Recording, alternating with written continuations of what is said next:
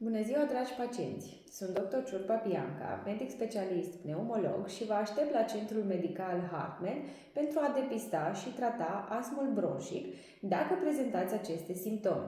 Criză de sufocare însoțită de șuierături în piept, tuse iritativă, care uneori se poate însoți de eliminarea unei spute albicioase și senzație de presiune în piept. Totuși este posibil ca primele crize să fie trecute cu vederea și să fie relatate ca răceli frecvente. Pentru că pacientul acuză nas înfundat și tuse, asemănător unei răceli, dar niciodată cu febră. Ce este astmul bronșic și cum se depistează? Este o boală inflamatorie cronică ce afectează bronhile. Pe fundul inflamației cronice din bronhii se produc episodic crize, spasme ale bronhilor care le îngustează brusc și pacientul simte că se sufocă. Îi este mai greu să expire decât să inspire aer. De cele mai multe ori, astmul este provocat de o alergie respiratorie. La pacienții cu teren atopic și transmitere ereditară a acestei predispoziții, drept care în aceeași familie se pot întâlni mai mulți pacienți cu astm sau cu alte forme de alergii. Spre exemplu, rinită alergică, eczemă, alergie la aspirină.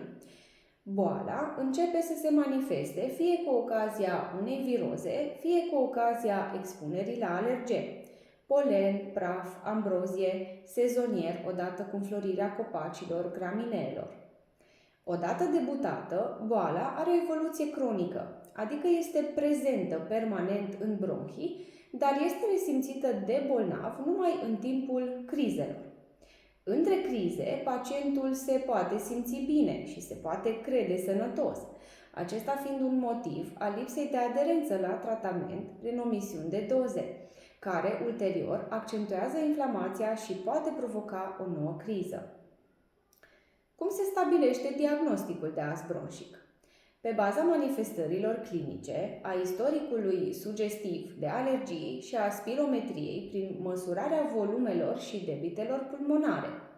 Diagnosticul este sugestiv la pacienții tineri, nefumători care acuză crize tipice de sufocare însoțită de șuierături în piept și tuse.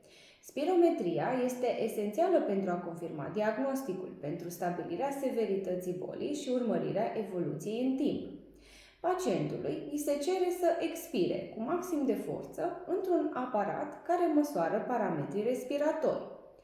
Asmaticii pot avea spirometrie normală între crize sau se poate identifica un sindrom obstructiv, adică se reduce un parametru numit volum expirator maxim pe secundă. Foarte sugestiv pentru astm este creșterea sau normalizarea acestui parametru după inhalarea a 4 pufuri de bronhodilatator, probă numită spirometrie cu test bronhodilatator și care decelează hiperreactivitatea bronșilor. Tratamentul în astmul bronșic, pentru că astmul este de cele mai multe ori o boală alergică, pacientul trebuie să evite pe cât posibil inhalarea particulelor care declanșează criza. Astfel, se recomandă și un consult alergologic cu efectuarea unui panel respirator alergenic. De asemenea, asmaticul trebuie să îndepărteze covoarele din casă, praful, mucegaiul, iar perna, plapuma și salteaua trebuie să fie din materiale sintetice, nu din lână sau puf, și trebuie evitate plantele de apartament, mai ales cele cu flori. Astmul fiind o boală cronică, aceasta trebuie tratată permanent, nu doar în timpul crizelor. Cea mai folosită și benefică terapie în astm este terapia inhalatorie, de cele mai multe ori numite spray-uri. Aceste dispozitive conțin doze mici de medicație inhalatorie cu efect antiinflamator și bronhodilatator, care au o țintă locală, doar la nivelul bronhilor, neavând efecte sistemice. Vreau să subliniez faptul că această medicație nu creează dependență, ci boala în sine necesită tratament a la lung pentru a scădea nivelul de inflamație din căile respiratorii și pentru a preveni crizele.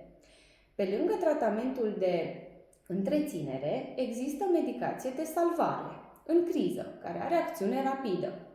Dar dacă nevoia de terapie de salvare este zilnică și depășește 6-8 pufuri pe zi, înseamnă că boala nu este controlată și tratamentul de fond trebuie ajustat.